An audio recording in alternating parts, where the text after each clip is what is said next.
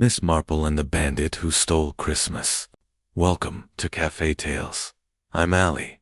Are you counting the days to winter holidays, New Year, and Christmas? Or do you prefer the easy warmth of summertime?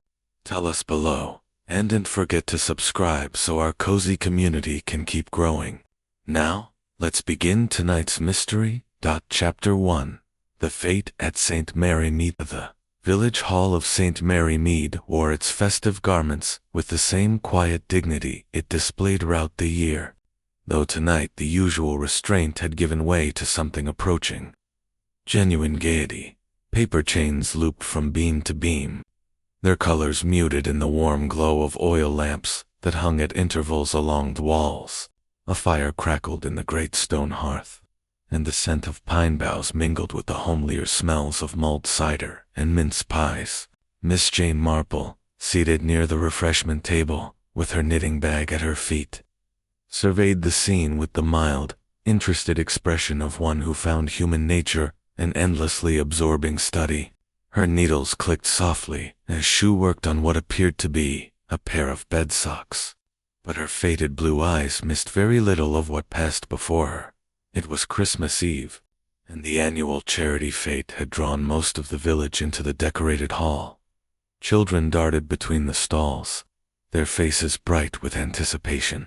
The vicar's wife, Mrs. Clement, bustled past with an armful of ribbons, her cheeks flushed from exertion and the heat of the fire. "Such a splendid turnout, Miss Marple," she called breathlessly, "though I do hope Father Christmas arrives soon. The children are growing quite restless." Miss Marple smiled gently. "I'm sure he will, Irvine. Good time, dear Mrs. Clement. These things have a way of working themselves out." The Reverend Leonard Clement Self stood near the door, greeting latecomers with his characteristic warmth. He was a tall man with kind eyes and the slightly harried air of one who had taken on rather more responsibilities than he could comfortably manage. Beside him stood Colonel Arthur Bantry, a red-faced gentleman whose military bearing had softened somewhat with retirement and good living. "Excellent affair, Vicar," the colonel boomed. "Mrs. Bantry's been looking forward to it all week. Where is Dolly, by the way?" "She mentioned something about the collection box," Miss Marple offered quietly, not looking up from her knitting. "I believe she went to speak with Mr. Price about it." At the mention of the collection box, Miss Marple had observed a small but distinct change in the atmosphere. The vicar's jovial expression faltered for just a moment, and Mrs. Clement's hands tightened on her ribbons. It was the sort of thing most people wouldn't notice, but Miss Marple had long learned that small reactions often indicated large concerns. Leonard Price emerged from the storage room at that moment, a short, prosperous-looking man whose expanding waistline spoke of the success of his general shop on the high street. He had the smooth manner of Ani accustomed to persuading customers, and his eyes held a certain calculation that Miss Marple associated with tradesmen who kept very careful accounts, all sorted.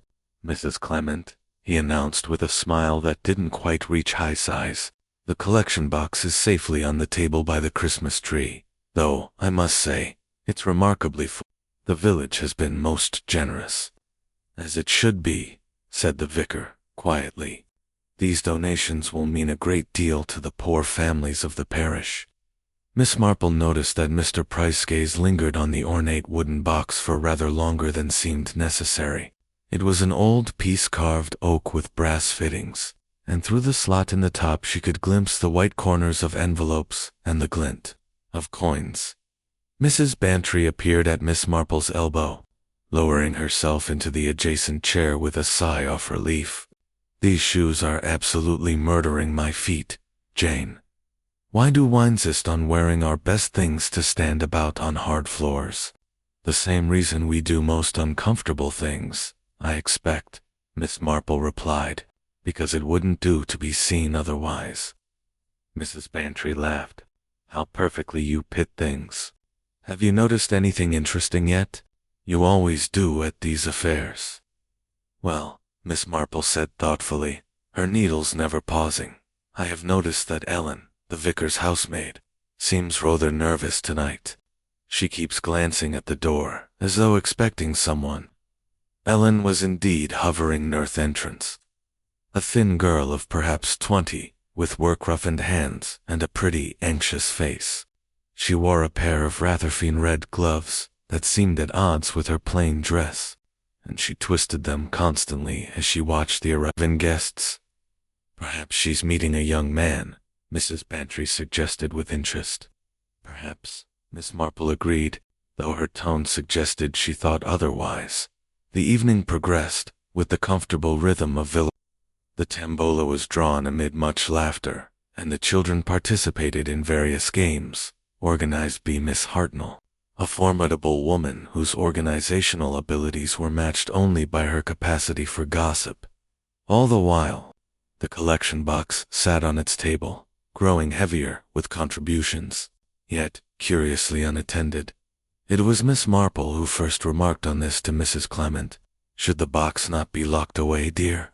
Only I remember poor Mrs. Belling in my old village, who kept the Sunday school donations in an open basket, and such an unfortunate incident occurred." Mrs. Clement's face went quite pale.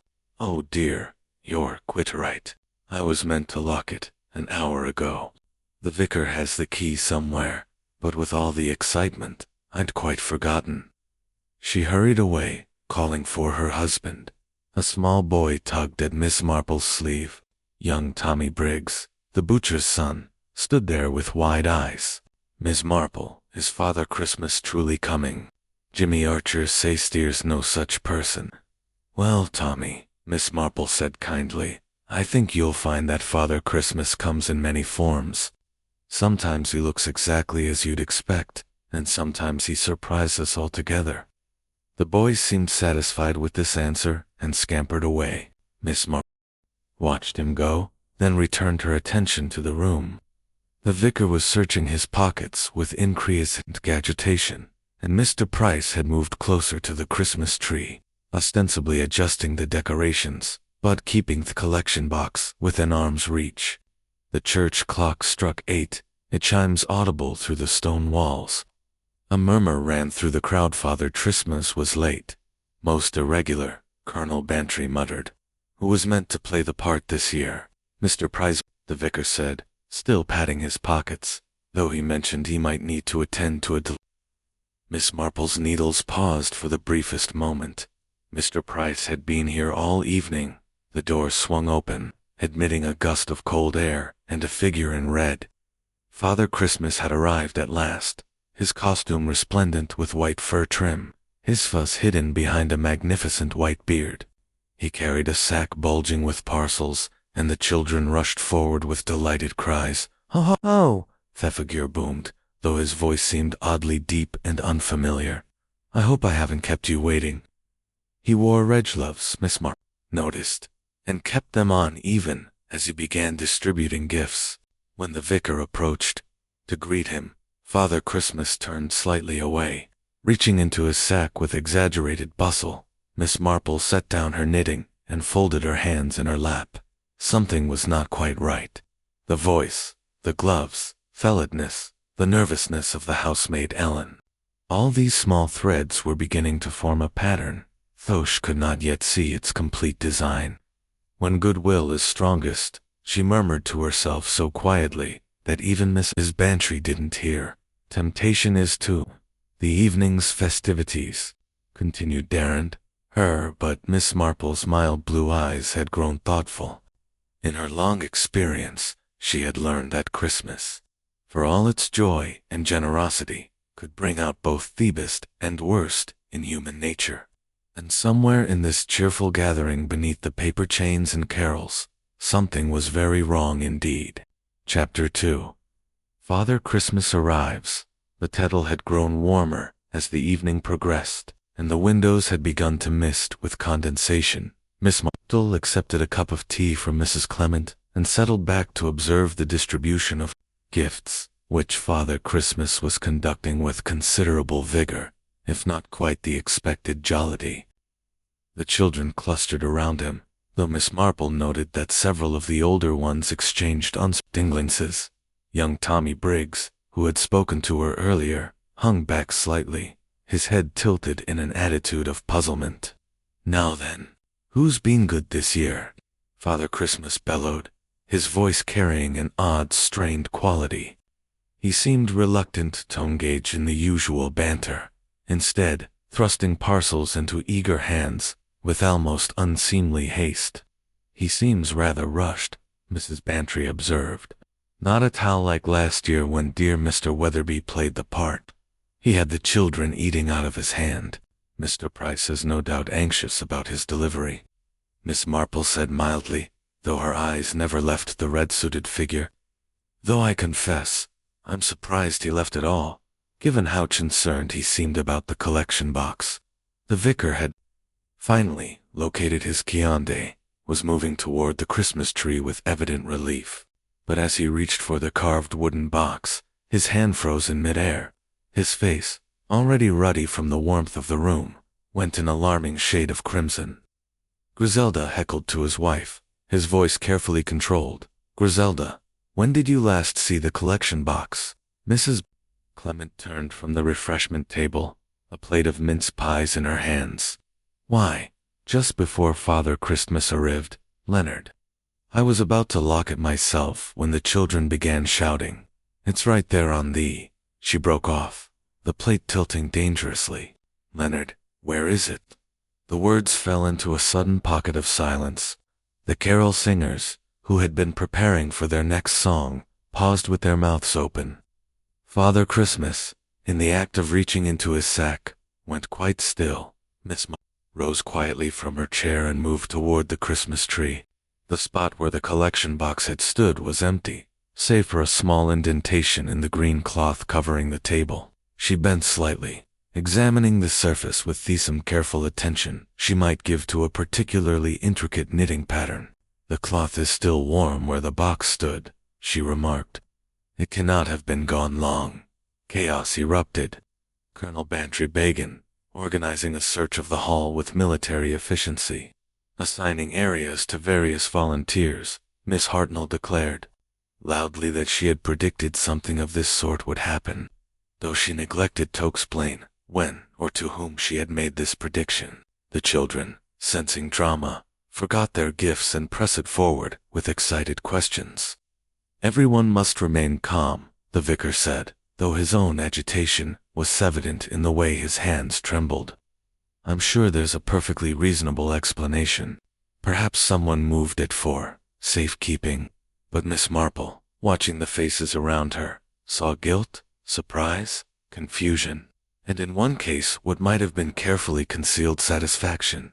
She filed each reaction away in her orderly mind, much as she might sort different colored wools. Ellen, the housemaid, had gone very white indeed. She stood near the door, those incongruous red gloves pressed against her mouth, her eyes darting between Father Christmas and the empty table. When Miss Marple caught her gaze, the girl turned and fled into the storage room. "I really think," Miss Marple said quietly to Mrs. Bantry, "that I should speak with Ellen. The poor child seems quite overcome." She found the housemaid huddled on a stack of folded chairs, weeping into her gloves. At Miss Marple's gentle approach, she looked up with red-rimmed eyes. "I didn't know," she gasped. "I swear I didn't know what he meant to do." There, dear," Miss Marple said, settling onto a nearby chair with some difficulty. "Why don't you tell me what's troubling you? I find that things often seem less dreadful when spoken aloud." Between sobs, a story emerged. A man had approached Ellen that morning, stranger with a kind face and persuasive manner. He had claimed to be an old friend of the vicar's, wanting to surprise the parish by playing Father Christmas. All she need do was let Jim in through the side door and provide him with a costume that hung in the storage room. He had given her a shilling and promised another if she kept his secret.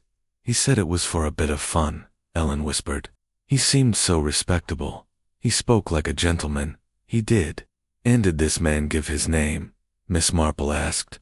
"He said I should call him Frank, Miss. But when I saw Father Christmas on it, something seemed wrong. The voice wasn't quite right. And those gloves there, not the ones that came with the costume." Miss Marple patted the girl's hand. You must tell the vicar exactly what you've told me.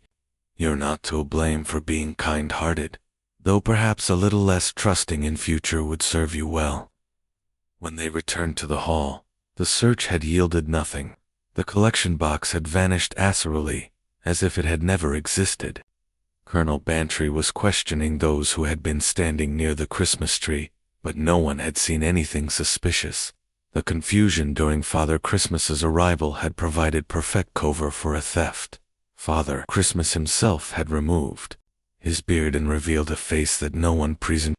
He stood near the fire, still wearing his costume, and explained in tones of bewilderment that he had found the outfit and sack of gifts in the stable behind the vicarage, along with a note asking him to deliver them. He insisted, merely a traveler passing through who had thought to do a good turn. Most irregular.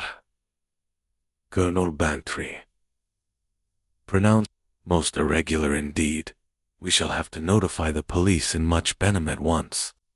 The vicar retrieved the key from his pocket, staring at it with an expression of profound misery. "But I had the key all along," he said. "How could anyone have opened the box?" Miss Marple moved to the Christmas tree and examined it with interest. Hanging from one of the lower branches previously concealed by the arrangement of the gifts was a second key on a green ribbon. "I believe," she said, holding it up to the lamplight, "that someone was rather better prepared than we supposed." The evening ended in disorder and distress. The police were sent for, descriptions were taken, and the mysterious traveler who had played Father Christmas was questioned at length, but ultimately released, his confusion appearing entirely genuine. By midnight the hall stood empty, save fourth vicar and his wife. The cold remains of mince pies, and the lingering scent of pine and disappointment. Miss Marple walked home through the quiet village with Mrs. Bantry, their breath forming small clouds in the frosty air. The church clock struck 12, its chimes echoing across the dark fields. "What a dreadful end to the evening," Mrs. Bantry said. "All that money meant for the poor simply vanished." "Yes," Miss Marple agreed, pausing to adjust her scarf. "Though, I must say, there are one or two things about this business that strike me as rather curious, such as, well, for one thing, why steal a locket box when one has arranged to obtain the key, and for another, why go to such elaborate lengths? It suggests, to method, the theft itself may not have been the primary purpose."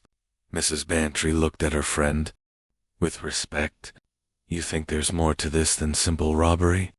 Miss Marple gazed back, toward the church, its ancient stones, silver in the moonlight. "I think," she said softly, "that we shall discover the answer sooner than we expect, and I very much fear it will not be a pleasant discovery." Chapter 3. The Disappearing Donations. The morning after the fete dawned cold and gray, with a peculiar stillness that Miss Marple had learned to associate with snow yet to fall. She had slept poorly, her mind turning over the events of the previous evening, much as her fingers might work through a particularly complicated piece of lacework. After breakfast, she settled in her sitting room with her knitting, though the needles moved more slowly than usual. Through the window she could see Mrs. Bantry's housemaid hurrying past, no doubt on some urgent errand connected with the Christmas preparations that continued. Despite the previous night's upset, the telephone rang at 9. It was Mrs. Bantry, her voice high with agitation. "Jane, the most dreadful thing has happened. Simply dreadful. The police have just telephoned Leonard, and he's asked Arthur to come at once. Can you possibly, that is, would you "I shall be ready in 10 minutes, Miss Marple said calmly, though her heart had begun to beat rather faster than was comfortable. The village was astir with unusual activity. When Miss Marple made her way to small knots of people stood at garden gates, speaking in lowered voices, and she observed Constable Polk from Much Benham, cycling past with a grim expression of one bearing unpleasant news. Mrs. Clement met her at the vicarage door. The vicar's wife had clearly been crying, and her hands shook as she ushered Miss Marple into the drawing room, where Colonel Bantry stood before the fire, looking grave. "Miss Marple, I'm glad you've come," he said without preamble. "There's been a death. Most disturbing circumstances." Miss Marple seated herself carefully, her face composed, though her mind was already racing ahead. "Perhaps you'd better tell me everything, Colonel." The story emerged in fragments. That morning, just after dawn, the vicar had gone to the stable behind the vicarage to check on his elderly mare. There, lying in the straw beneath the loft, he had found a man in a Father Christmas costume, quite dead. "The same costume from last night?" Miss Marple asked sharply. "So it appears. The beard, the red suit, all of it. The fellow must have been hiding there since the fate ended. And the cause of death?" Colonel Bantry shifted uncomfortably. "The constable believes it was a fall from the loft. There's a ladder leading up, and it seems he lost his footing." But he paused, his military directness warring with natural delicacy. "But you have doubts," Miss Marple supplied gently. The vicar noticed a bruise on the man's temple. "Could be from theft, of course. But there's also a torn strap on the costume, as if there'd been some sort of struggle." Miss Marple's fingers had stilled completely on her knitting. "And has the man been identified?" Constable Polk recognized him at once. "Frank Dyer, a traveling peddler. Been in trouble before, petty theft mostly. The constable says he used to work at the vicarage some years ago, doing odd jobs for the vicar." "Indeed," Miss Marple said thoughtfully. She remembered the housemaid Ellen's description of the man who had approached her. A kind face. Spoke like a gentleman, not, perhaps, the usual description of a common thief. "And the collection box?" "No sign of it. The police are searching the stable now, and the grounds." Mrs. Clement, who had been sitting very still in the corner, suddenly spoke. "There's something else, Miss Moore. Something rather peculiar. Arthur heard it from Mrs. Bantry. She heard a cry last night around midnight. She thought it was a cat at first, but now," her voice broke, "Dolly did mention it to me this morning. Colonel Bandit said she heard a cry, then the sound of someone running. She thought it came from the direction off the vicarage, but couldn't be certain." Miss Marple rose from her chair with decision. "Colonel Bantry, do you think Constable Polk would permit me to see the stable? I should very much like Toif. It wouldn't be an imposition." The constable, a solid man with a healthy respect for Miss Marple's previous assistance in village matters, raised no objection. The stable was a stone building, some distance from the house, old and somewhat dilapidated. The mare had been moved to a neighbor's field, and the space stood empty, save for the dark stain on the straw where Frank Dyer had lain. Miss Marple moved slowly about the space, her sharp eyes taking in every detail. The ladder to the loft was indeed present, and several rungs showed fresh scratches. The straw on the floor had been disturbed in a wide pattern, as if there had been considerable movement. "He fell from up there," Constable Polk said, pointing to the loft opening. "Must have climbed up to hide. Lost his balance in the dark."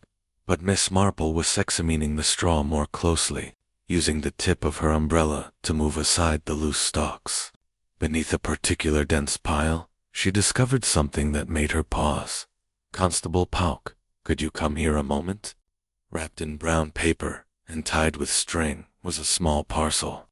When the constable carefully opened it, several banknotes became visible, £5 in all, part of the missing collection. "Well, I'll be blessed," Constable Polk muttered. "Hidden it here, did he? Must they've been coming back for it when he fell." Miss Marple said nothing, but her expression was troubled. She continued her examination of the stable, noting the position of the ladder, the height of the loft, the distance from the door. At length, she spoke. "Constable, I wonder if I might suggest that you not announce this discovery just yet. There are 1 or 2 points about this matter that strike me as requiring further consideration." The constable, a sensible man who had learned to trust Miss Marple, agreed readily enough.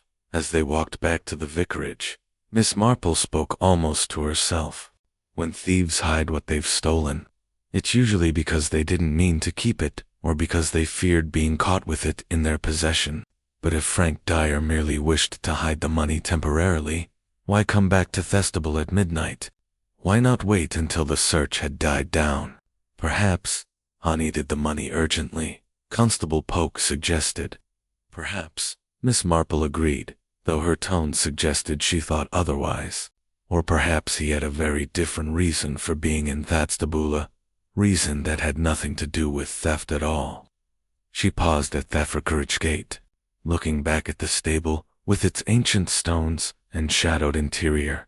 In her mind she was piecing together a pattern from the scattered threads of evidence: the housemaid's red gloves, the second key on, the Christmas tree, the torn costume strap, and now the hidden money. Human nature is a curious thing, Constable, she said quietly. We so often assume that people act from the obvious motives: greed, fear, anger. But sometimes the truth is far more complicated. Sometimes what appears to be wickedness is really something quite different altogether. The constable looked at her with respect, tinged with bewilderment. If you say so, Miss Marple, I'm sure you know best about such things. Miss Marple smiled faintly. I know only that, in my experience, when something seems too simple, it generally is in. This business of the stolen collection box and poor Frank Dyer strikes me as anything but simple. Chapter 4. The cry from the stable. Miss Marple returned home to find a note from Miss Bantry requesting her presence for luncheon. The invitation was unnecessary, as the two friends had long since established the habit of discussing matters of interest over meals. But Miss Marple appreciated the formal nathless. It suggested that Mrs. Bantry had information to impart. She arrived at the Bantry residence promptly at 1 to find her friend in a state of barely suppressed excitement. Jane, the most extraordinary thing, Mrs. Bantry began before Miss Marple had even removed her coat. I've been thinking about that cry I heard last night, and I'm quite certain now that it came from the direction of the stable. What's more, I distinctly heard footsteps afterward, running footsteps on Thegreville path that leads from the vicarage to the lane. Miss Marple settled herself at the luncheon table and accepted a cuppuff, consomme. How very interesting, Dolly. And what time would this have been precisely? Just after midnight struck. I had been reading in bed one of those tiresome detective novels. Arthur insists on bringing home, and I was about to extinguish my lamp when I heard it. Cried Jane. Not quite a scream, but certainly a sound of distress. And you're certain of the direction? Mrs. Bantry nodded emphatically. Absolutely certain. Our bedroom faces toward Thavackridge, you know. I went to the window at once, but it was too dark to see anything clearly. I did glimpse a movement, though just a shadow really passing through the gate and into the lane. Miss Marple sipped her soup thoughtfully. The timeline was becoming clearer in her mind. The fate had ended round 11. By midnight, Frank Dyer was in the stable, where something had occurred that prompted a cry and Sensimine fleeing into the darkness. Within hours, Dyer was dead. Did you mention this to the constable? Arthur did, when he went to the vicarage this morning, but I'm not sure. Constable Pauck took it very seriously. He seemed quite convinced that Dyer simply fell from the loft. Yes, Miss Marple said slowly. It would be the simplest explanation, wouldn't it? A thief, hiding in a stable, climbing about in the darkness, loses his footing. Accidental death. No need for further investigation.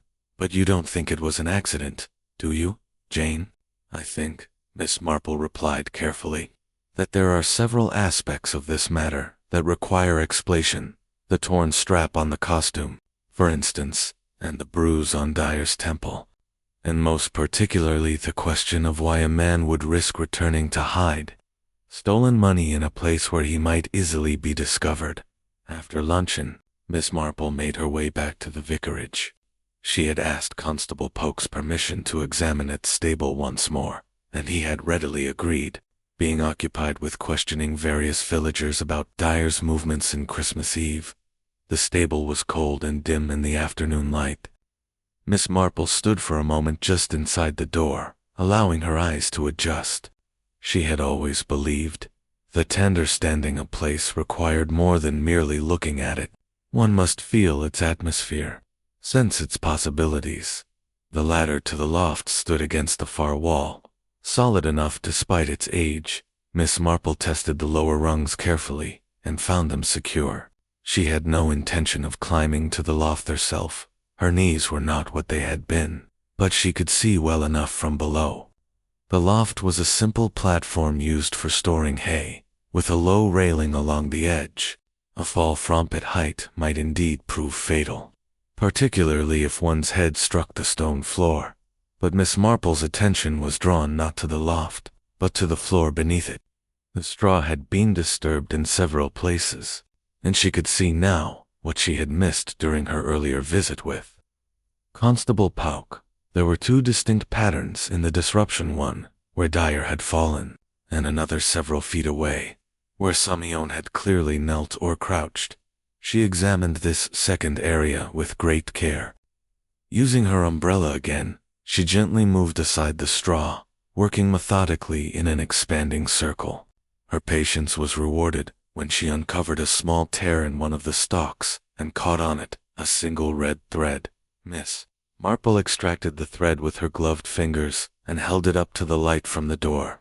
It was wool finely spun and dyed a distinctive shade of crimson. She thought at once of Ellen's art gloves, so incongruous with her simple dress.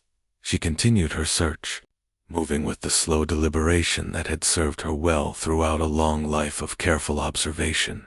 Near the door she found scuff marks on the stone threshold, as if someone had stumbled or been pushed, and on the door latch itself she peered closely, her nose nearly touching the old iron. There was a small catch of fabric. This second piece of evidence was also red, but of a different texture entirely.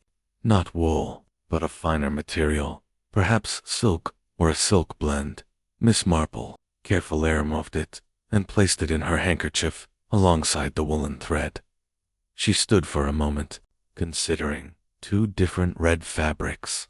One matched Ellen's gloves, but she thought back to the fate, mentally reviewing each person who had been present: Colonel Bantry in his tweeds, the vicar in his clerical black, Mr. Price in his shopkeeper's suit, Mrs. Clementin.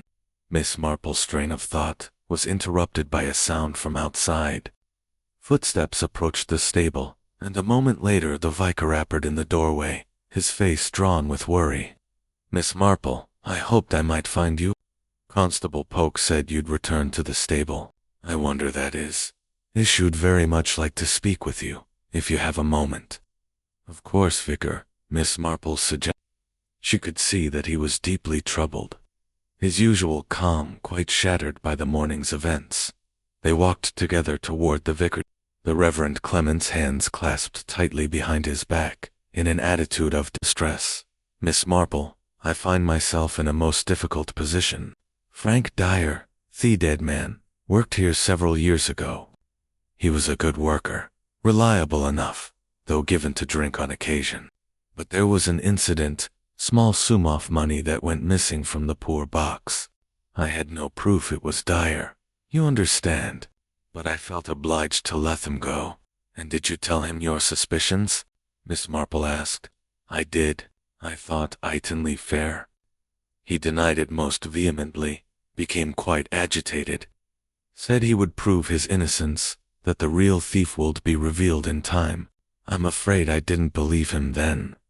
The vicar's voice was heavy with regret. "And no ways dead, and I cannot help but wonder whether my judgment of him was too harsh." Miss Marple was silent for a moment, her mind working rapidly. A man accused of theft, protesting his innocence. Years pass, and he returns to the village, arranges an elaborate adeption involving Father Christmas.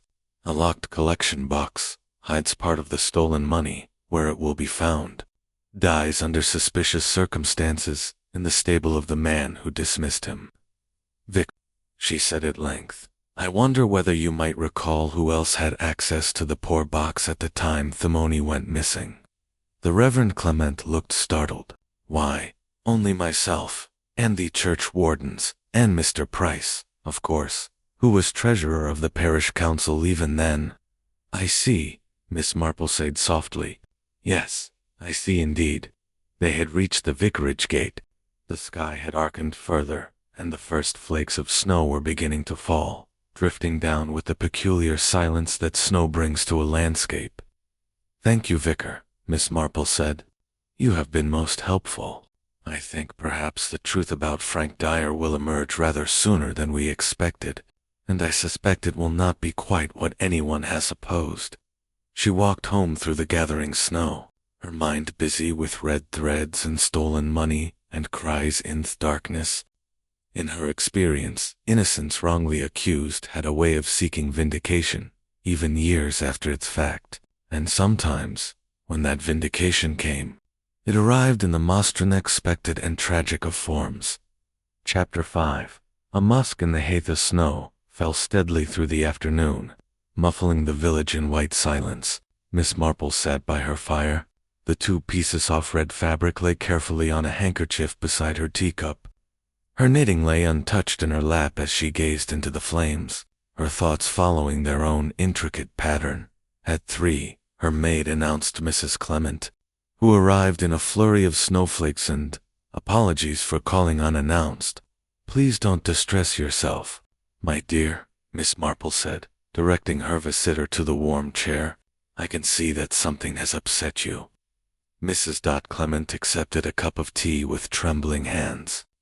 Miss Marple, the constable has been examining the Father Christmas costume more carefully. He's found something quite disturbing. She paused as if uncertain how to continue. Miss Marple waited with the patience that came from long practice in dealing with agitated persons. There was a second false beard, Mrs. Clement said at last, tucked into the sack that held the children's gifts. The constable found it when he was cataloguing Fecundance and Miss Marple. It smelled distinctly of perfume. Miss Marple set down her teacup with great care. Indeed, how very interesting. And was that perfume familiar to you? That's just it. I couldn't place it at first, but then he remembered. It's the same scent that Mr. Price's wife used to wear before she died. Lavender and something else. Something rather distinctive. I noticed it because Mr. Price sometimes has that same scent about his shop from sachets he keeps among the linens. So there were 2 beards, Miss Marple said thoughtfully, which suggests, does it not, that there were 2 men playing Father Christmas that night? Mrs. Clement stared at her. But that's impossible. We only saw one Father Christmas at the fete saw, Miss Marple agreed. But consider, my dear Ellen told us that a man approached her that morning, asking to be let in to collect the costume. Frank Dyer, we must assume. Yet, Mr. Price had volunteered to play Father Christmas. What if both men had that intention? You mean Mr. Price actually came as Father Christmas as well? I think it very likely. The question is, in what order did they appear, and why did no one notice the substitution? Miss Marple rose and moved to her writing desk, where she kept a small notebook for recording observations. She had learned long ago that the human memory, however acute, benefited from written reinforcement. Let us consider the sequence of events, she said, making neat notations. Mr. Price volunteers to play Father Christmas. He mentions he may be delayed by a delivery problem, yet I distinct lyrical, seeing his delivery van parked behind the village hall, hours before the fete began. I saw it too, Mrs. Clement said, leaning forward with growing interest. I remember thinking it odd that he'd brought the van when he lived so close by. Quite so. Now Frank Dyer approaches Ellen and persuades her to help him dress as Father Christmas. She admits him through the side door. But at what time? And more importantly, where was Mr. Price during all this? Mrs. Clement considered. Mr. Price was at the fete from the very beginning. I saw him arrive just after 6 o'clock. He helped us arrange. The stall stand was very particular about where the collection box should be placed. Miss Marple made another note. So Mr. Price is present throughout the early part of the evening. Father Christmas did not arrive until 8, which means that Frank Dyer must have been the one who appeared at 8, Mrs. Clement finished. But what happened to Meister Price? He was meant to play the part. That, Miss Marple said quietly, is indeed the crucial question. After Mrs. Clement had departed, Miss Marple sat for some time in thought. The pieces of the puzzle were beginning to arrange themselves, though the picture they formed was still incomplete. 2 beards, one stained with perfume, that connected it to Mr. Price's shop.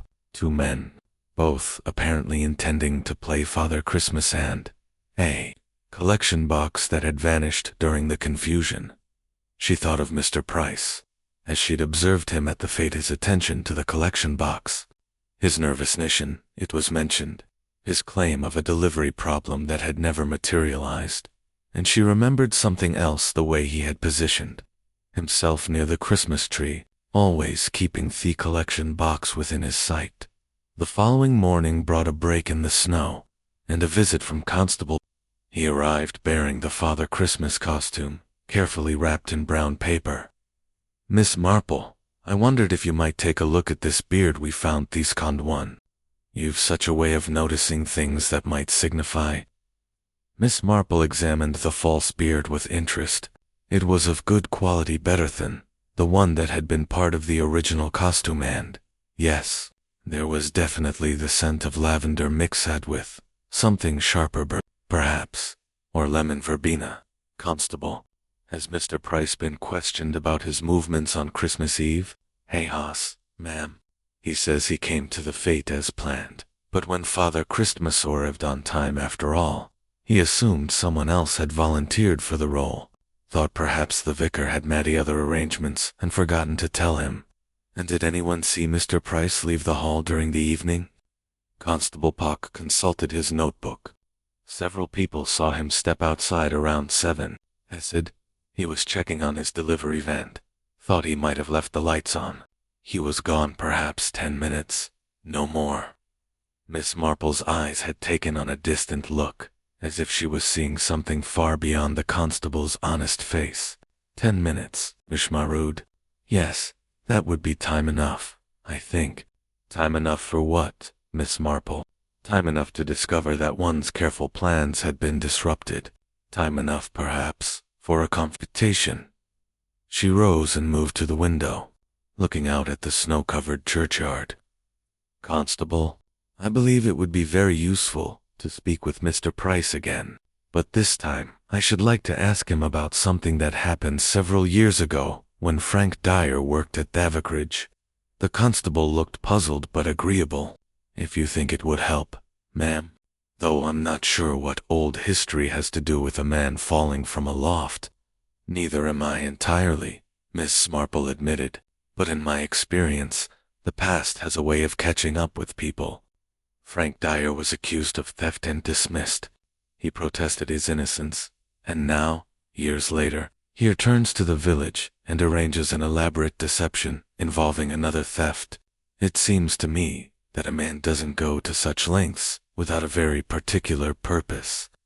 She turned from the window, her mild blue eyes sharp with intent.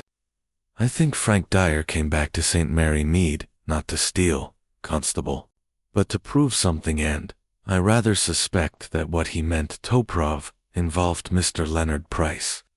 Later that afternoon, Miss Marple paid a call in Mr. Price's shop. It was a prosperous establishment, well stocked and tidy, with the faint scent of lavender sachets permeating the air. Mr. Price himself was behind the counter, his face gray with fatigue and worry. Miss Marple asked with an attempt at his usual affability, "How may I help you? Some ribbon, perhaps?" "Actually, Mr. Price, I wonder if I might speak with you about Frank Dyer. I understand he worked at the vicarage when you were parish council treasurer." The color drained entirely from Mr. Price's face. His hand, reaching for a bolt of cloth, froze in mid-air. "That was a long time ago," he said hoarsely. "I don't see what it has to do with, don't you?" Miss Marple said gently. "I rather think it has everything to do with what happened on Christmas Eve." Everything to do with 2 Father Christmases, 2 beards, and a collection box that wasn't really stolen at all. Mr. Price sank onto his stool behind the counter, his shoulders set, and Miss Marple, watching him with compassion mixed with certainty, knew that she was very close indeed to understanding the truth. Chapter 6. The Man with the Red Gloves. Mr. Price said nothing for a long moment, his hands gripping the edge off the counter, as if it were the only solid thing in a shifting world. Miss Marple waited, her expression kind bit inexorable. She had learned long ago that silence often extracted confessions more effectively than interrogation. "I didn't mean for any of this to happen," Mr. Price said at last, his voice barely above a whisper. "You must believe me, Miss Marple. I never wanted Dunyan to come to harm." "I'm sure that's true," Miss Marple said gently. "Why don't you tell me about it from the beginning? About what happened years ago, when Frank Dyer worked at the vicarage?" Mr. Price drew a shuddering breath. The parish council was raising funds for the church roof. Substantial sums were involved, nearly £300 in all. "Sure, I kept the money in my safe here at the shop. But my business was going through difficulties. My wife was ill. The medical expenses were mounting. And he broke off, shame written plainly on his features. "You borrow it from the fund," Miss Marple supplied quietly. "I meant to replace it. I swear I did. But then the vicar called for an accounting, and I panicked. Dyer had access to the vicarage poor box. Small amounts had gone missing before pennies. Really, nothing significant. But I suggested to the vicar that perhaps Dyer's light fingers extended to the parish funds as well, and the vicar dismissed him. Yes, Dyer was furious, protested his innocence, but I had planted the seed of doubt and, without proof either way." Mr. Price's voice trailed off miserably. Miss Marple regarded him with an expression that mingled understanding with disappointment. She had seen this pattern before, in different guises: the desperate act, the mounting lie, the innocent party, made to suffer. "And you never replaced the money?" "I couldn't. My wife's illness worsened. By the time she died, the debt had grown beyond my means to repay. I told myself Dyer would find work elsewhere, that no real harm had been done. But I've thought of little else these past years. It's been a weight on my conscience." "So when Frank Dyer returned to St. Mary Mead," Miss Marple continued, "you must have been quite alarmed." Mr. Price nodded wretchedly. "I saw him in the village 2 days before Christmas. He saw me too, and the look he gave me I knew he hadn't forgotten. That evening I received a note pushed under my shop door. It said he knew the truth about the parish funds, and that, at the Christmas fete, he would expose me unless I made restitution." The pieces were falling into place in Miss Marple's orderly mind. "So, you volunteered to play Father Christmas, intending to what?" "Speak with him privately. I thought, if I could explain, appeal to his better nature." Mr. Price laughed bitterly. "But Dyer had his own plan. When I went out to my van during the fete, I found him there already dressed in the Father Christmas costume. He'd somehow obtained it from the vicarage. He told me he would play thorough himself, that he would stage a theft of the collection box to prove how easy it would have been for me to steal from the parish funds all those years ago." Miss Marple's eyebrows rose slightly, a demonstration of method and opportunity. "How very clever of him." "He said he would hide the money temporarily, then return it and reveal what he'd done and why. He thought the parallel would be obvious to everyone, that people would understand he'd been falsely accused." "But you couldn't allow that," Miss Marple said. "It was not a question." Mr. Price's face crumpled. "I went home, but I couldn't rest. The shame of exposure, the loss of my position in the village, I couldn't bear it. Around midnight, I returned to Thevicre. I knew Dyer would come back to retrieve the money." He paused, struggling for composure. "We argued. I tried to reason with him, to make him understand that exposing me would serve no purpose after so many years. But he was adamant, said he'd lived with a stain of accusation long enough that it was time for the truth. The shop had grown very quiet. Outside, a cart rumbled past, and somewhere a dog barked. But inside there was only the terrible silence of confession. "What happened then, Mr. Price?" I grabbed at him, trying to stop him from leaving. He climbed the door to the loft, said he'd hidden something up there that would prove everything. Mr. Price's voice broke entirely. He fell. "God help me, Miss Marple. Ethel." I heard the terrible sound of it, and I knew at once that he was dead. Miss Marple absorbed this with the same calm attention she might give to a complicated recipe, and then Yao attempted to make it appear accidental.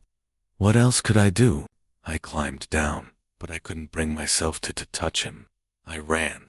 I didn't sleep all night this morning. When I heard he'd been found, I thought perhaps it would all be taken as an accident, a thief falling into darkness. He looked at Miss Marple with desperate eyes. "It was an accident, truly. I never meant to kill him." "But you did mean to conceal what had happened," Miss Marple said, "and in doing so, you prevented Frank Dyer from clearing his name, the very thing he had returned to accomplish." At that moment, the shop door opened, and Constable Pock entered, accompanied by a thin young woman in a shabby coat. Miss Marple recognized Ellen, the vicar's housemaid, though she looked quite different without her red gloves. "Begging your pardon, Miss Marple," Constable Pock said, "but Ellen here has something she needs to show us. Found it this morning when she was cleaning Festival caught on the latch, where someone must have torn it in passing." He held up a small piece of red wool. Finer than the costume fabric, Miss Marple produced a handkerchief with its own red threads. "I believe you'll finely match, Constable." This piece came from a pair of fine wool gloves, glove-stained, I suspect, with stubble dirt, and possibly with evidence of a struggle. Ellen had begun to weep.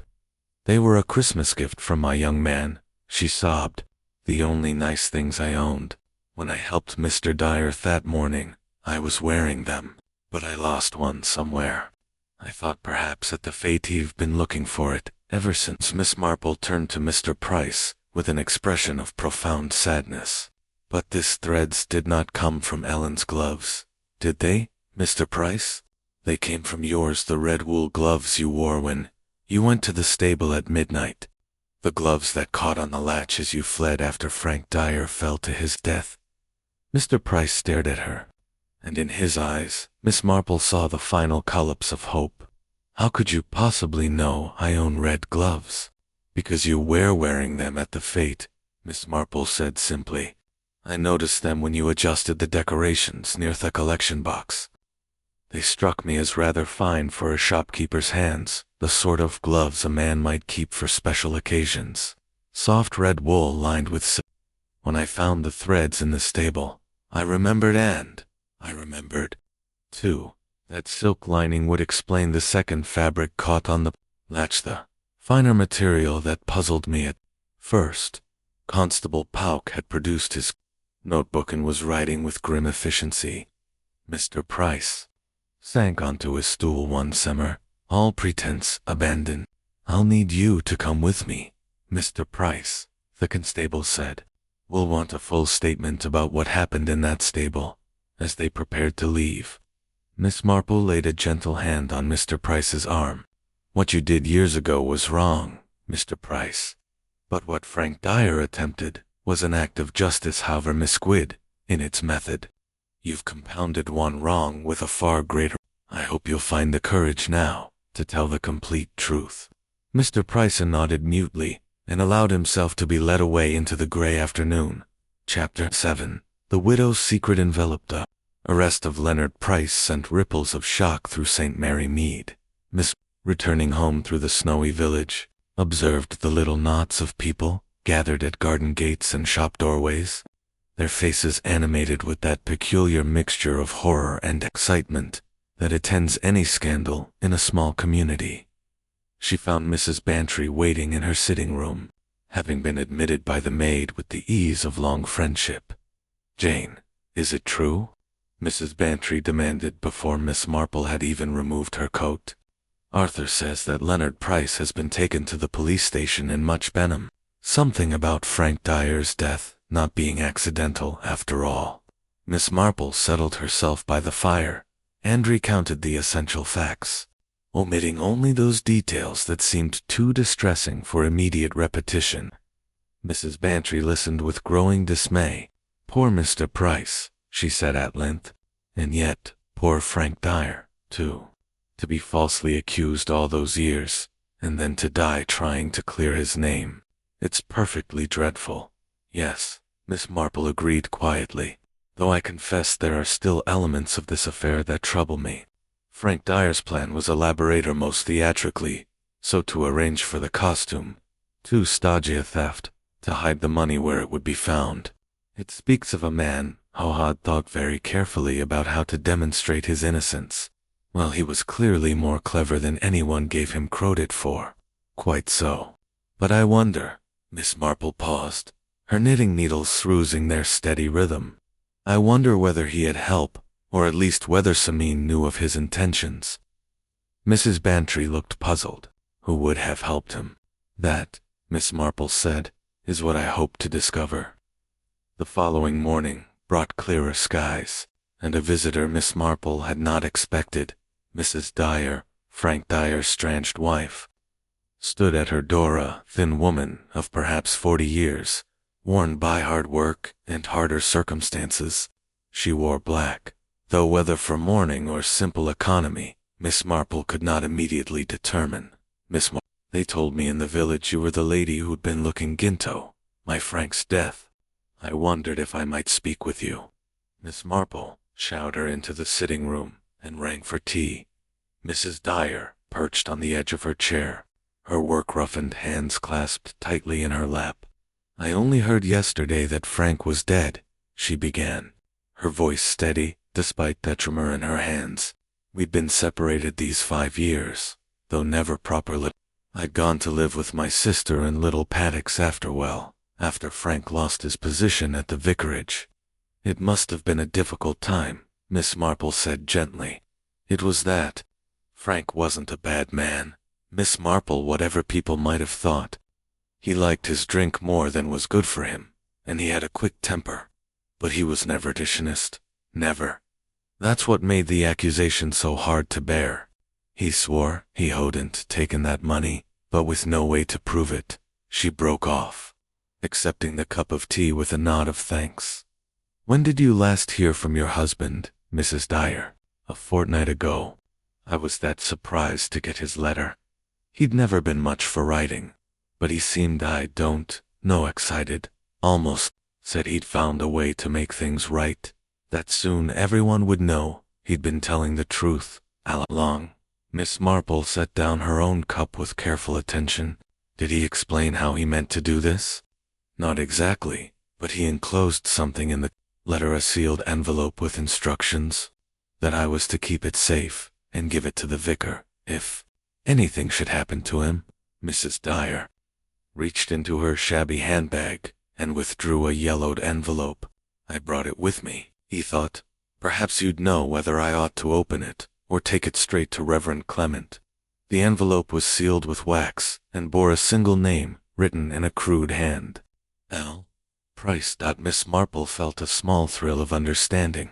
"Mrs. Dyer, I believe this envelope may contain evidence that your husband wished to present, evidence that would have cleared his name and exposed the real thief. Then he was right all along," Mrs. Dyer whispered. "He didn't take that money." "No," Miss Marple said firmly. "He did not. And I think we'd better take this envelope to Constable Pauk immediately, at the police station in Moochbenham." Constable Pauk opened the envelope in the presence of Miss Marple, Mrs. Dyer, and the vicar, who had been summoned when the matter became clear. Inside were several documents that told a damning story. The first was a receipt from a London pawnbroker dated some weeks after the parish funds had gone missing. It showed that Leonard Price had pawned his wife's jewelry of some value, and the timing corresponded dexterously with when he should have been holding the missing money in trust. The second document was a letter from a doctor in Moochbenham, confirming Mrs. Price's illness and detailing the substantial costs of her treatment. costs that had evidently exceeded Mr. Price's means. But it was the third item that proved most significant. Page torn from a ledger, showing entries in Mr. Price's own hand. The entries detailed money taken from the parish funds, and promises to replace it, promises that had never been fulfilled. Where on earth did Frank Dyer obtain these? The vicar asked in astonishment. Constable Pauck examined the ledger page closely. This paper has been in water, sir. See how the ink runs at the edges. And there's soot on it, too.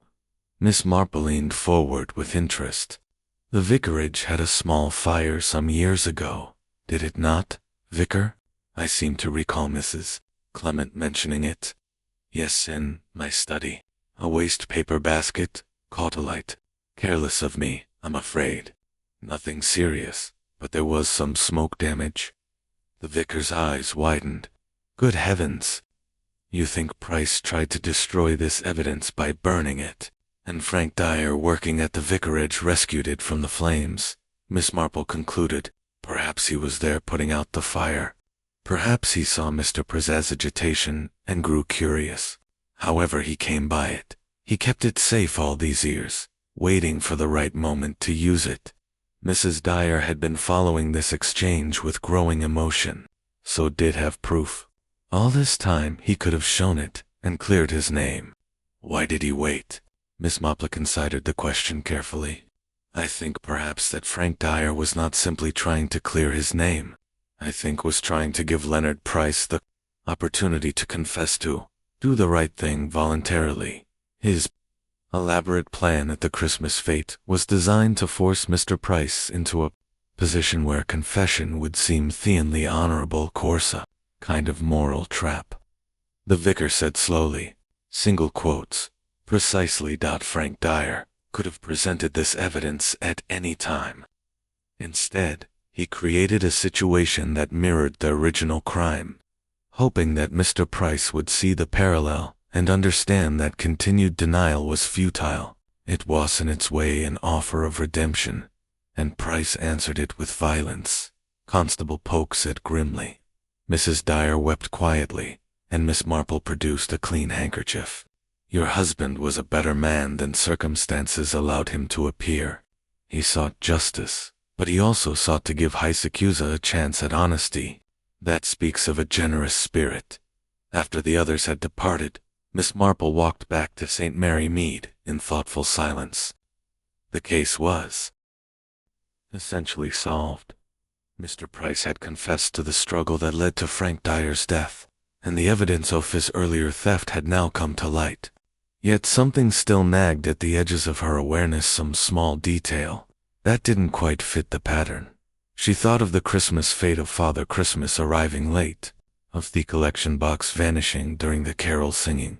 She thought of Ellen's red gloves and the torn costume strap, and she thought of young Tommy Briggs, the butcher's son, who had asked her about Father Christmas with such earnest uncertainty.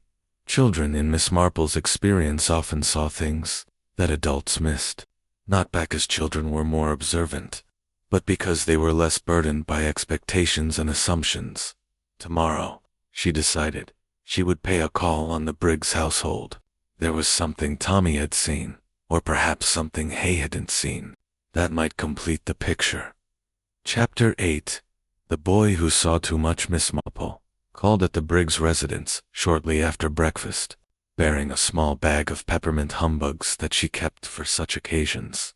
Mrs. Briggs, a pleasant woman whose hands bore the perpetual redness of one who worked with cold meat, welcomed her warmly and called for Tommy, who appeared with the alacrity of a boy who recognized the significance of the sweet bag. Tommy, dear, Miss Marple said, once they were settled in the parlor with Mrs. Briggs's permission to speak privately. I wonder if you might help me with something. You're a very observant boy, and I think you may have noticed something important on Christmas Eve. Tommy's chest swelled with importance. He was perhaps 9 years old, with the sharp eyes and quick movements of an intelligent child who spent much of his time watching the adult world with interest. Is it about Father Christmas, Miss? Because I did think something was funny. Did you? Indeed. What sort of funny? Tommy leaned forward conspiracially.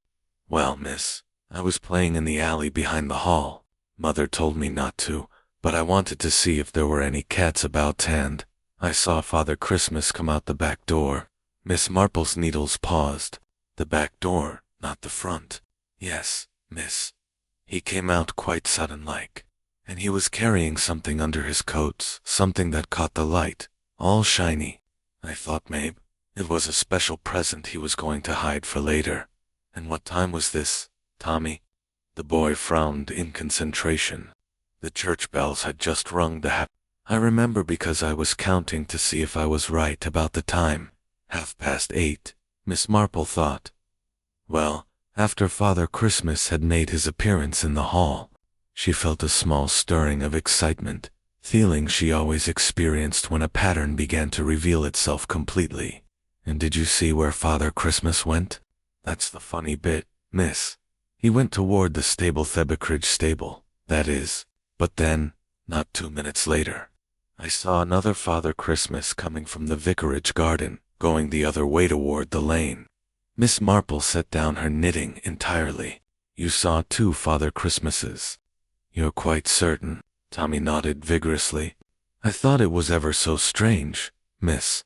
I almost said something, but then Mother called me in for the carols singing and, what with all the excitement about the collection box going missing, I forgot about it. Can you describe what the second Father Christmas was carrying? Nothing, miss, or at least nothing I could see, but Hal was walking quick, like someone who didn't want to be noticed. Miss Marple thanked Tommy and bestowed upon him the entire bag of humbugs, which produced a gap-toothed grin of delight as she walked slowly back through the village. Her mind was working with the methodical precision of one assembling a complex puzzle.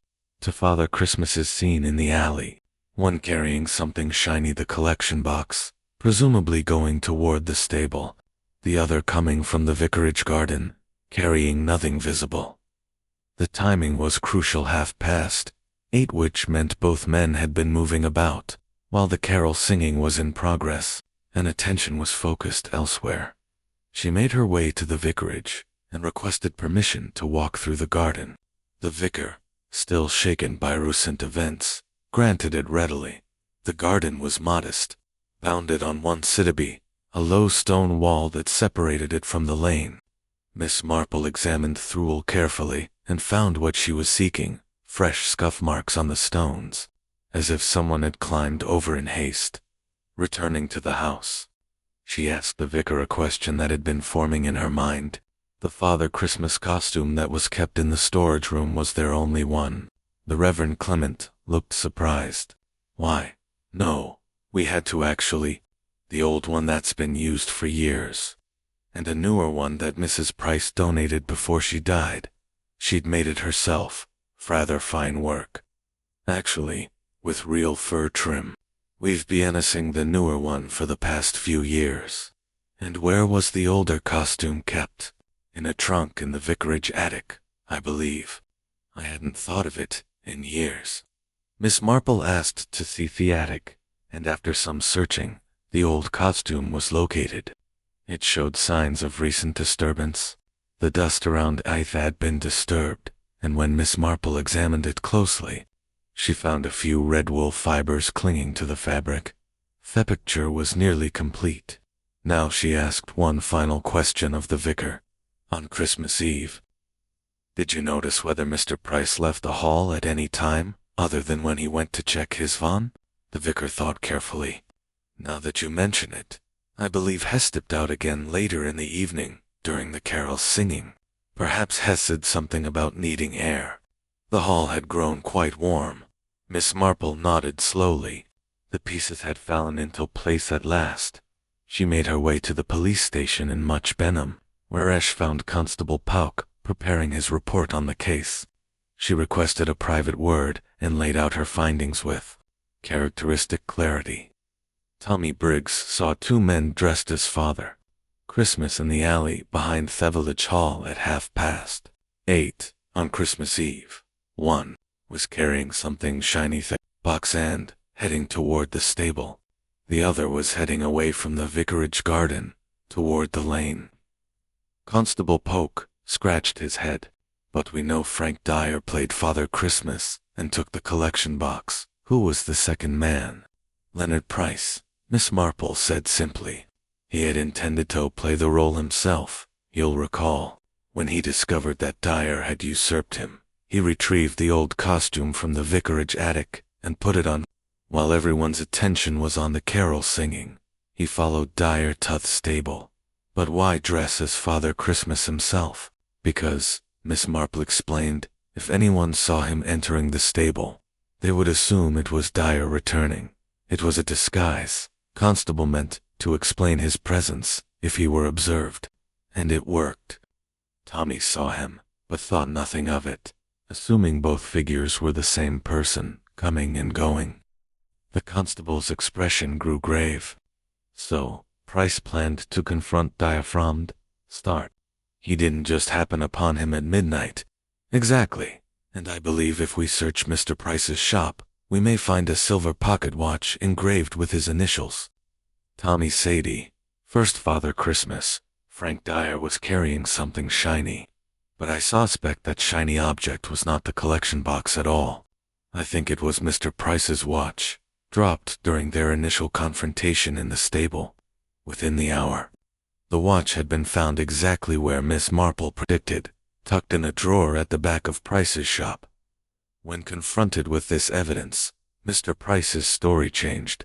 He admitted that he had followed Dyer to the stable shortly after 8:30, that they had argued and that, during the struggle, his watch had been torn from his waistcoat chain. Dyer had taken it, saying it would serve as additional evidence of Price's guilt. Price had returned home, he claimed, but loss of the watch, a family heirloom, had gnawed at him. That, combined with fear of exposure, had driven him back to the stable at midnight to retrieve it, and to make one final plea for Dyer's silence. And that, Miss Marple said to Mrs. Bantry that evening, is when the tragedy occurred. Fear and desperation are powerful forces, and they drove Leonard Price to an act he would never have contemplated in calmer circumstances. Mrs. Bantry shook her head sadly. Poor Tommy Briggs. He had the key to everything and didn't even know it. Children so often do, Miss Marple observed. They see the world without the preconceptions that blind us adults. To Father Christmases seemed merely curious, to Tommy not significant, but it told me everything I needed to know. Chapter 9. The Robbery. That wasn't day after Miss Marple's conversation with Tommy Briggs. Constable Polk requested her presence at a small gathering in the vicarage. Drawing room. The company assembled. There was select but significant the Reverend and Mrs. Clement, Colonel and Mrs. Bantry, Mr. Leonard Price, under police escort, and Miss Marple herself. I've asked you all here, Constable Polk began, with unaccustomed formality, because Miss Marple has helped me understand certain matters about Christmas Eve that need explaining. With your permission, ma'am, I think it best if you tell it. Miss Marple inclined her head graciously and arranged her knitting in her lap, though she did not take up her needles. Some occasions, she felt, required one's full attention. I think we must begin, she said, understanding that the events of Christmas Eve were not what they appeared. We have been laboring under the assumption that Frank Dyer came to St. Mary Mead to commit theft. In truth, he came to prevent one, or rather to expose one that had occurred years ago. The vicar leaned forward with interest. Mrs. Clement's hand found her husband's. Frank Dyer was dismissed from Thavicridge, under suspicion of stealing from the poor box, Miss Marple continued. But he was innocent of that. The real thief was Leonard Price, who had been embezzling from the parish council funds. Mr. Price, desperate to cover his crime, allowed suspicion to fall upon Dyer. Mr. Price sat with bowed head, his hands clasped between his knees. He did not contradict her. Dyer kept evidence of Price's guilt, a ledger page rescued from the vicar's waste paper fire. For years, he held on to it, waiting, but recently, perhaps prompted by conscience or circumstance, he decided the time had come for truth. he wrote to his estranged wife, enclosing the evidence in a sealed envelope for safekeeping. Miss Marple paused, allowing this to settle in her listeners' minds. But Dyer did not simply wish to expose Mr. Price. If that had been his aim, he could have presented his evidence at any time. No, I believe he wanted to offer Mr. Price the opportunity to confess, to demonstrate that continued silence was impossible, that the truth would emerge. So, the theft of the collection box was staged, the vicar said slowly. A sort of what would you call it? A moral demonstration, Miss Marple supplied. Dyer arranged with Ellen to obtain the Father Christmas costume. He planned to take the collection box during the confusion of his arrival and hide it temporarily, along with some of the money. Later, he would reveal what he hadn't and explain why, showing that if he, a supposed thief, could so easily steal from the charity, then Mr. Price could have done the same years ago with the parish funds. Mrs. Bantry's, how perfectly theatrical and rather clever in its way, indeed. But Mr. Price discovered Dyer's presence and grew alarmed. When Father Christmas appeared at the fete, Price recognized something, and missed perhaps the voice, perhaps some small detail of movement.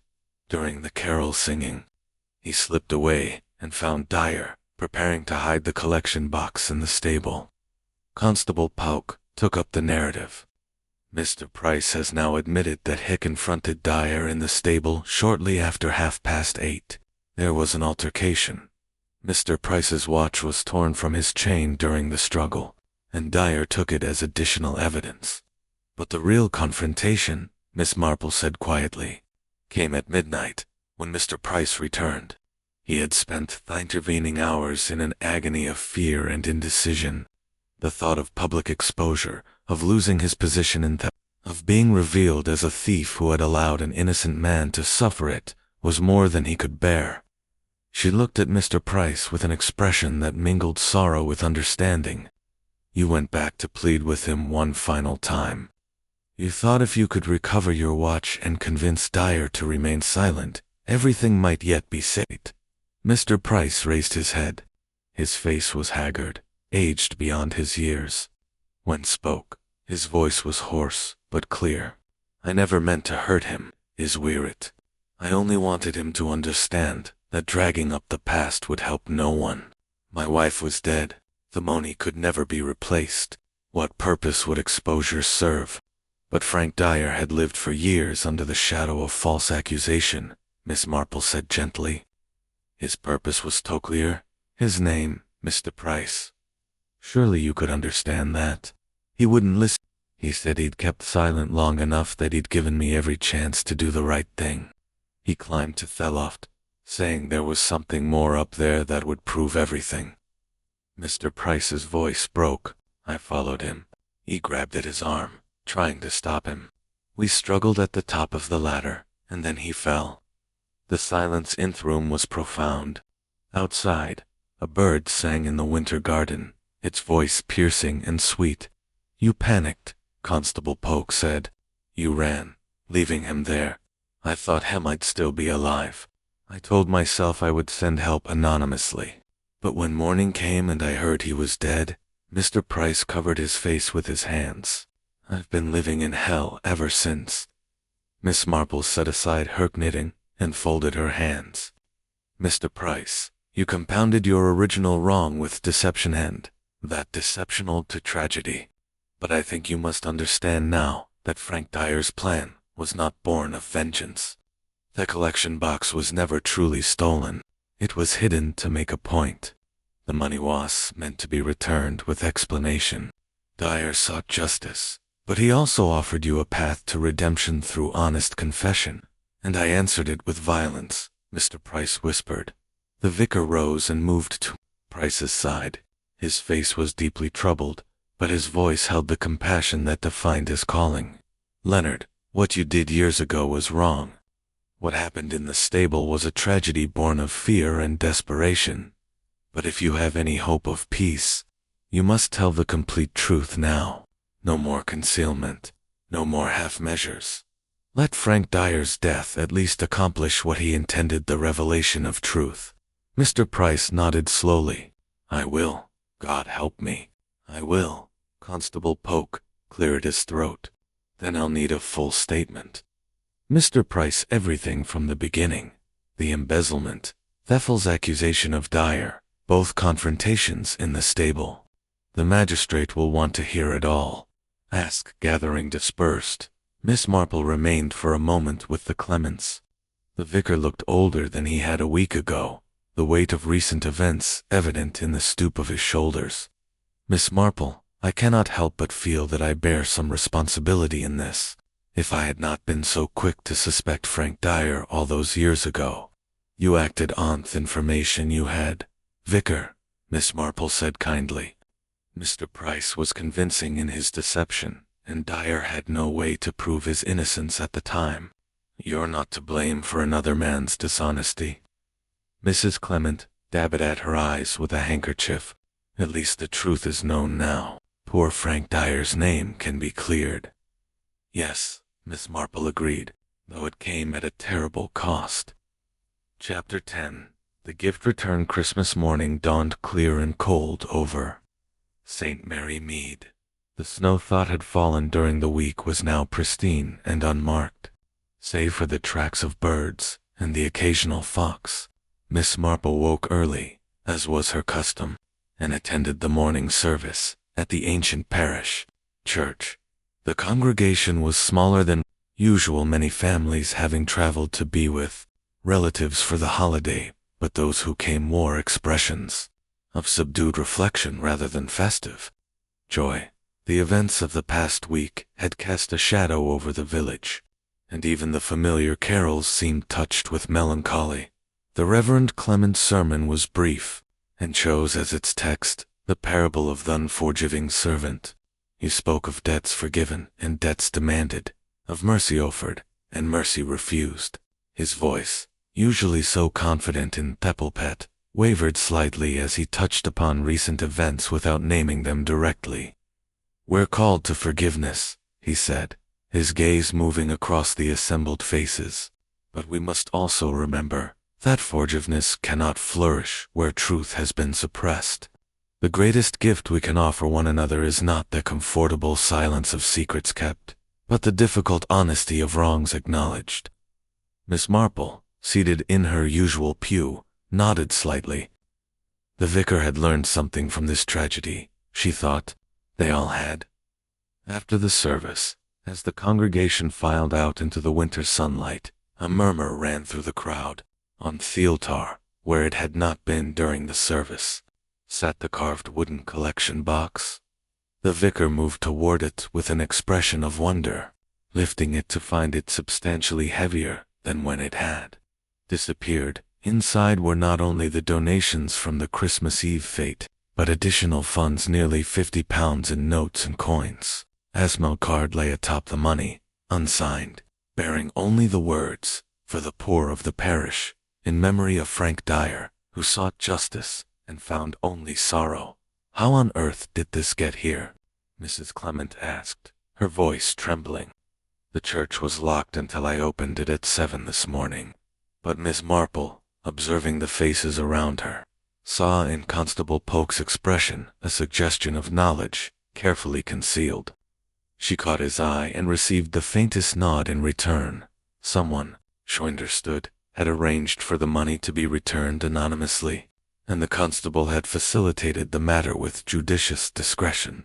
Later, when the church had emptied and most of the village had returned to other Christmas dinners, Miss Marple encountered Constable Polk, walking toward the police station in Much Benham. A generous, anonymous donor, she remarked mildly. Constable Polk's weathered face creased in something approaching a smile. Mrs. Dyer came to see me yesterday evening, Miss Marple.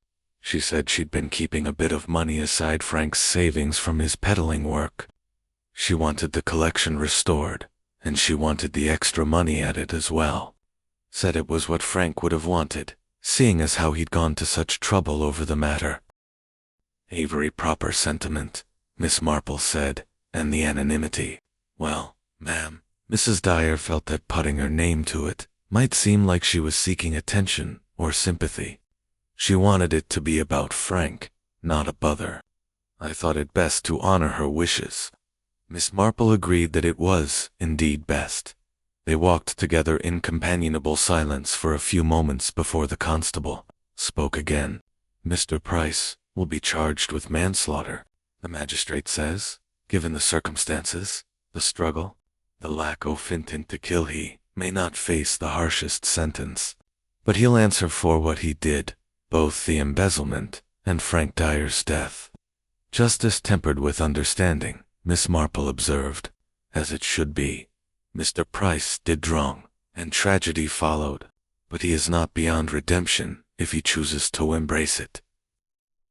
She thought of Leonard Price as she had last seen him, broken and confessing. The weight of years of deception finally lifted from his shoulders.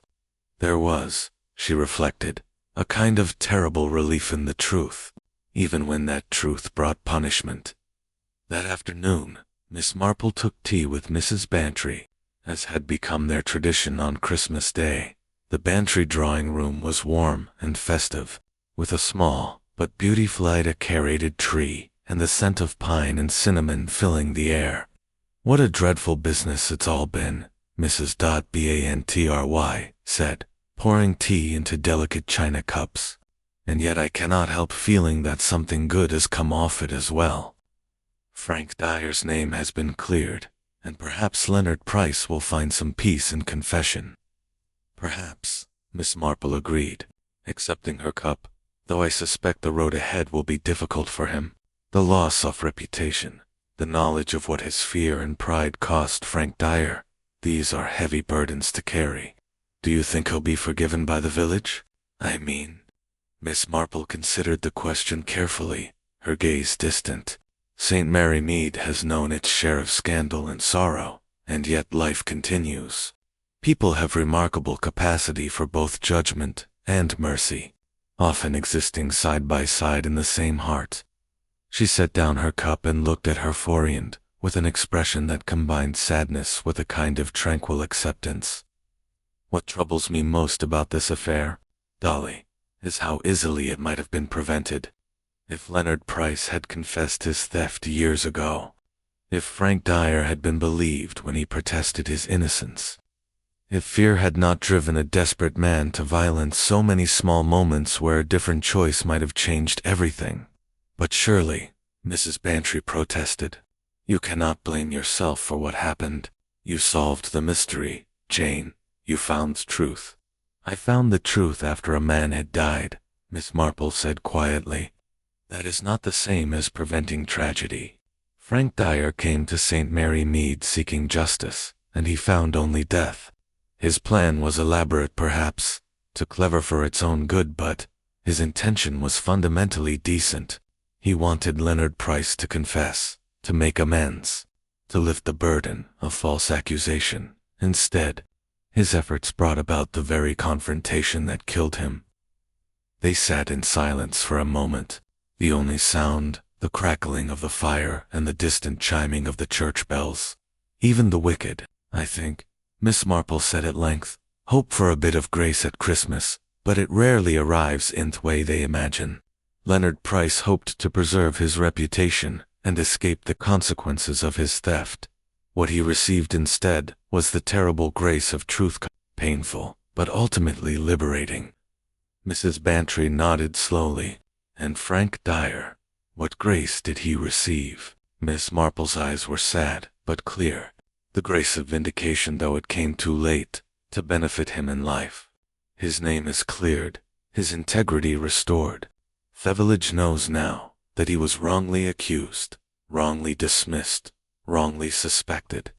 In the end, truth emerged, as it so often does, though the cost may be high."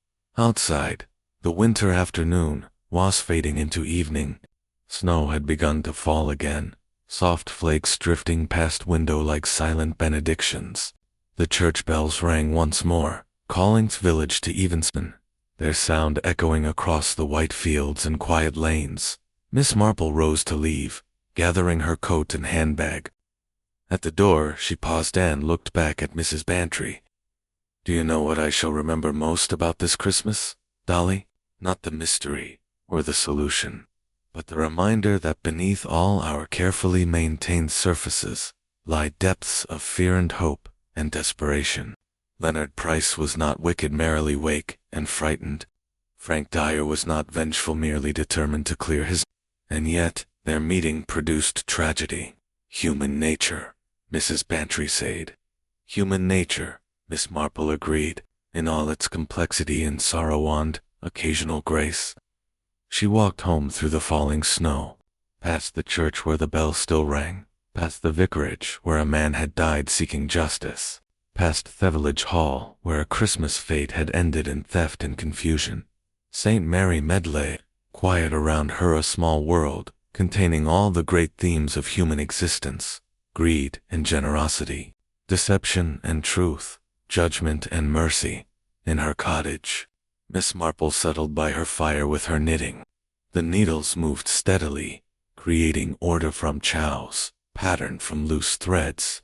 Outside, the snow continued to fall, covering the village in forgiving white, and the church bells rang on not for mourning now, but for mercy, echoing through a village that had learned that forgiveness, like truth, was the truest gift of Christmas.